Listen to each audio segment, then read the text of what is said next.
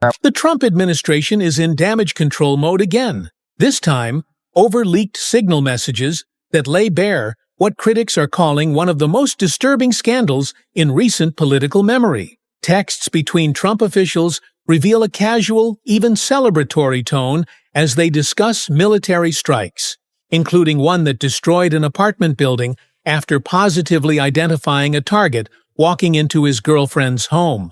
But this isn't just about poor taste, it's about proof. Proof that the Trump team knew there was no urgency behind certain military actions, lied about the need for immediate strikes, and possibly broke constitutional law by bypassing Congress. These aren't allegations. These are screenshots. And the fallout could reshape how Americans view military power, executive overreach, and the human cost of careless leadership. Start with the first one. Now, what do you notice in that very first text message, Ryan? What's the very first thing that it says? M-A-R added. Michael Waltz added you to the group. Yeah, there you go. The second thing is what? Disappearing message time set to 1 week. Okay, my message group with my buddies, it's got a 1-day disappearing time. Right? So why is it set to 1 week? That's collapse. Had multiple positive ID. JD goes, what? He goes, typing too fast. The first target, their top missile guy, we had positive ID of him walking into his girlfriend's building, and now it's collapsed. Excellent, and a good start there from John Ratcliffe. So presumptive there, it's like, oh, so did we kill the girlfriend? Yeah. Right? So what's up with everyone? Before we move on, I'd like to ask you a small favor. If you appreciate this content, please take a second to like this video and subscribe to the channel. Over 98% of you watch the videos without subscribing. It costs you nothing, but it makes a huge difference to us. So, did you click the subscribe button? Great. Thank you so much.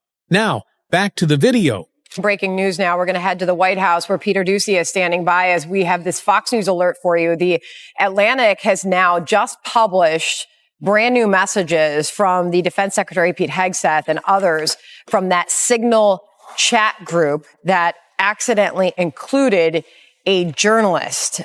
Peter Doocy is live at the White House for us. The acknowledgement comes from the reporter that Hegseth, Peter. The messages, initially shared by The Atlantic, were damning. Despite earlier denials, they confirmed top Trump officials were sharing real-time updates about military strikes, right down to the weather, launch times, and exact target windows. In one message, an official proudly stated, "We just bombed his girlfriend's building." Another replied with a simple thumbs up. Let that sink in. These weren't briefings. These were group chats with disappearing messages. Officials joked, praised each other, and discussed operations involving live weaponry as if they were swapping fantasy football picks. America, this is what your government is telling you is not classified. This is before the strike. Team update. Time now, 11:44 Eastern Standard Time. Weather is favorable, just confirmed. We are a go. 12:15, F-18s launch. 13:45, trigger-based F-18 strike window starts. Target terrorist is at his known location, so should be on time. Also, strike drones launch MQ-9s. 14:10, more F-18s launch, second strike package. 14:15, strike drones on target. This is when the first bombs will definitely drop, pending earlier trigger-based targets. The administration claimed no classified material was transmitted, but the texts included launch windows for F-18s and MQ-9 drones, target confirmation, and even the timeline of Tomahawk missile launches.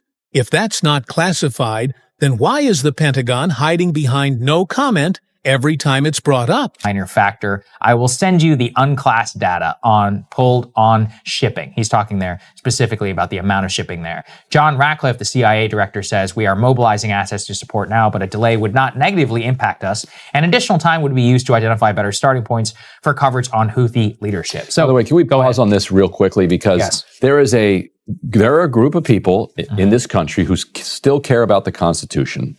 One of the most revealing parts of the leaked messages is what they don't show: urgency. Over and over, Trump officials admit that the timeline for striking the Houthis in Yemen wasn't critical.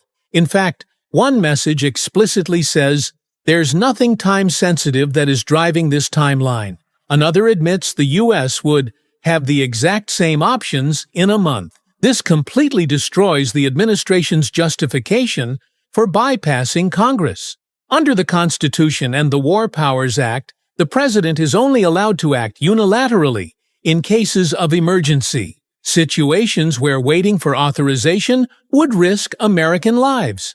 But here, officials are admitting in their own words that a delay wouldn't have negatively impacted the mission. So why push for immediate action? Critics argue it was political theater, either to appease allies like Israel, project toughness ahead of an election, or simply because they could. Whatever the reason, the legal line was crossed. And now the paper trail is public. Collapsed, had multiple positive ID. JD goes, what? He goes, typing too fast. The first target, their top missile guy, we had positive ID of him walking into his girlfriend's building, and now it's collapsed. Excellent, and a good start there from John Ratcliffe. So presumptive there, it's like, oh, so did we kill the girlfriend? Yeah. Right? So what's up with everyone that? else in the freaking apartment building? The most chilling message of all, a top official confirms they had positive ID of their target walking into his girlfriend's apartment. Then, minutes later, brags that the building collapsed. No mention of confirming if other civilians were inside. No hesitation. Just excellent. This is more than reckless. It's an open admission of a strike that likely killed innocent people in the process. And the way it's discussed, so casually, so proudly, reveals something deeper than bad optics. It's a culture of impunity, a belief that as long as the target dies, the rest doesn't matter. The guy they're saying they killed was a senior official who works in the missile department. Right. They have other engineers. Yes. This is not Osama bin Laden. This is a guy who is like somebody's boss in a missile program. It's also when they kill him and his girlfriend and everyone else in the apartment, they'll put out a little rec. Hey, we got a job opening now for a guy who can run a missile program. This wasn't Osama bin Laden. This was a mid-level missile program engineer, a replaceable cog in a system that would post a job listing the next day. And yet, to these officials, it was worth leveling an entire building and possibly killing civilians in their sleep. The normalization of civilian harm isn't just a policy failure, it's a moral one. And the American people are now seeing it in black and white text. Here at what our idiot national security advisor's justification is. No locations, no sources and methods, no war plans. Foreign partners had already been notified. Bottom line, President Trump is protecting America and our interests. So their response is that actually Pete Hegseth shared attack plans and not war plans. Thus, there was no classified information here whatsoever. It is an insult to all good people's intelligence to argue this. It's just preposterous. We never got congressional authorization for war, therefore it's not a war. Yeah, there you go. Therefore there can't be war plans. Faced with backlash, Trump officials scrambled for cover, and their best excuse? That the texts didn't include war plans, only attack plans.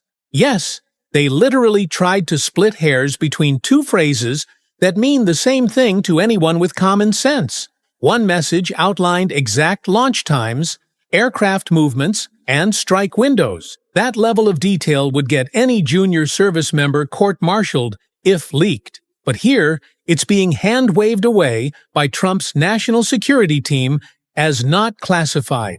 Their argument?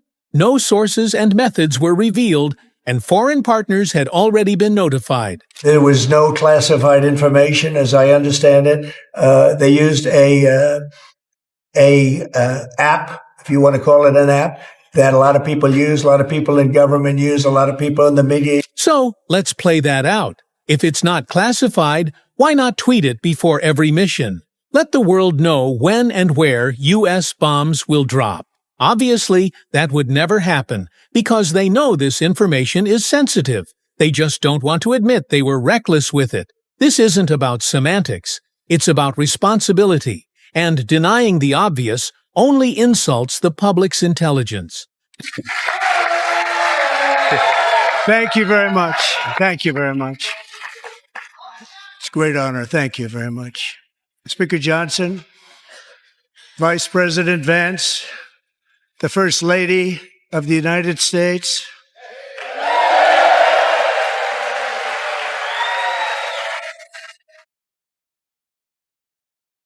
Beyond the absurd excuses lies a much deeper problem: the total erosion of constitutional oversight. These messages show that Trump's team not only bypassed Congress, they knew they didn't have to bother because no one was going to stop them. Military actions like the Houthi strike are supposed to require congressional approval unless there's a direct and immediate threat. But when your own intelligence officials admit in writing that there's no rush, that justification collapses. The group chat exposed what legal scholars feared: a government that treats the Constitution like a suggestion. Even worse, the administration tried to label criticism as partisan spin, ignoring the War Powers Act altogether. But this isn't about party lines. It's about basic checks and balances. If presidents can now bomb targets based on vague, unverified justifications with zero oversight, what's left of democratic accountability? The signal leak didn't just expose reckless talk, it exposed how close America is to unrestrained executive war powers. I want to go back to what I addressed at the outset. I mean, this was not only sloppy, it not only violated all procedures, but if this information had gotten out, American lives could have been lost. The Houthis had this information, could reposition their defensive systems. So I want to get a little more information about this. Director Gabbard? As the leaked messages made their way across headlines and social media, the public reaction was immediate and furious. Civil liberties groups, veterans, and even some members of Congress condemned the tone and content of the signal chats. It wasn't just the potential war crime that caught attention. It was the smugness, the jokes, and the total disregard for human life. For Duckworth, it was the second war in Iraq, 2003 and beyond that. If, while I was planning a strike off the USS Midway in the early days of Desert Storm, if somebody would have told me that the Secretary of Defense at the time, Dick Cheney, was about to release the details. Democrats quickly seized on the scandal, pointing to it as further evidence of Trump-era lawlessness. Meanwhile, even a few Republicans broke ranks, quietly acknowledging the damage this could do to trust in the military chain of command. One Democrat flipped a deep red Trump district in a recent Pennsylvania state Senate race, an early sign that voters may be paying attention. And it's not just political pundits sounding alarms. International watchdogs have raised concerns about the precedent this sets for targeting civilians and bypassing accountability. What was once whispered in war rooms is now laid bare in leaked group chats. And the world is watching. We just bombed his girlfriend's building. That one line encapsulates everything wrong with how military power is wielded behind closed doors. It's the arrogance, the casual cruelty, the belief that rules, laws, and lives are optional if the target seems justified. Mr. President, your reaction to the story in The Atlantic that said that some of your top cabinet officials and aides had been discussing very sensitive material through Signal and included an Atlantic reporter for that. What is your response to that? I don't know anything about it. I'm not a big fan of The Atlantic. To me, it's a magazine that's going out of business. I think it's not much of a magazine, but I know nothing about it. You're saying that they had what? This isn't just a Trump story. It's a warning about what happens when leaders treat warfare like a flex, oversight like an inconvenience, and innocent casualties like acceptable losses. These texts weren't leaked by enemies. They were revealed by people trying to protect the truth. And now that it's out, there's no going back. If you're outraged by what you just heard, good. That means you're paying attention. Don't let this story disappear. Share this video, leave a comment with your thoughts, and hit that subscribe button to stay updated as more of this unfolds. Accountability doesn't happen on its own. We have to demand it.